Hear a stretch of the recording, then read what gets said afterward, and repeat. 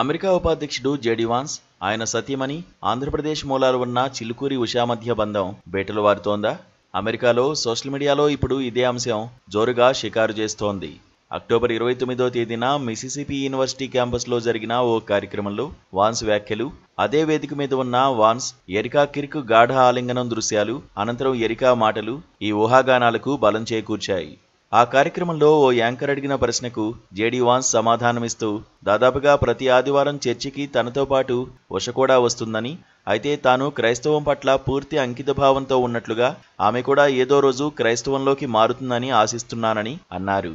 అదే వేదిక మీద ఉన్న ఎరికా కిర్క్ హత్యకు గురైన తన భర్తను గుర్తు చేసుకుంటూ ఆయన స్థానం ఎవరూ భర్తీ చేయలేరని అంటూనే ఆయనలో ఉన్న కొన్ని లక్షణాలు వాన్స్లో కనిపిస్తున్నాయని చెప్పారు.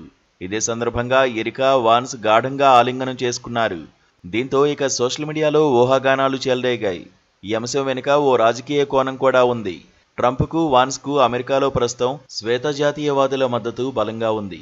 వాన్స్ కూడా వారిని సమర్థిస్తూ మాట్లాడుతుంటారు.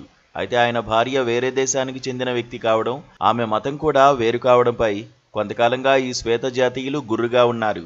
ఇతర దేశీయులు, ఇతర మతస్థులు, ముఖ్యంగా శ్వేత జాతీయేతరులు అమెరికాలో ఉండడం అంటే అమెరికన్ల అవకాశాల్ని కొల్లగొట్టడమేనని వీరి వాదన.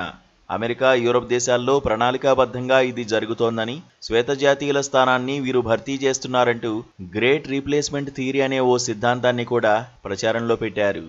ఏకంగా ఉపాధ్యక్షుడి భార్యే శ్వేత జాతీయేతర వ్యక్తి కావడం చూసి వీరు జీర్ణించుకోలేకపోతున్నారు. అందుకే శ్వేత జాతీయతకు మద్దతుగా వాన్స్ మాట్లాడడాన్ని కూడా వీరు వ్యతిరేకిస్తున్నారు.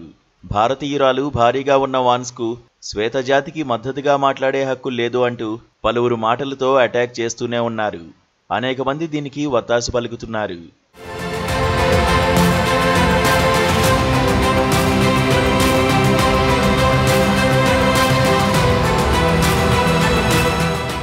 మరోవైపు అమెరికా రాజ్యాంగం ప్రకారం ఒక వ్యక్తి 2 సార్లకు మించి అధ్యక్ష పదవి చేపట్టడానికి వీల్లేదు.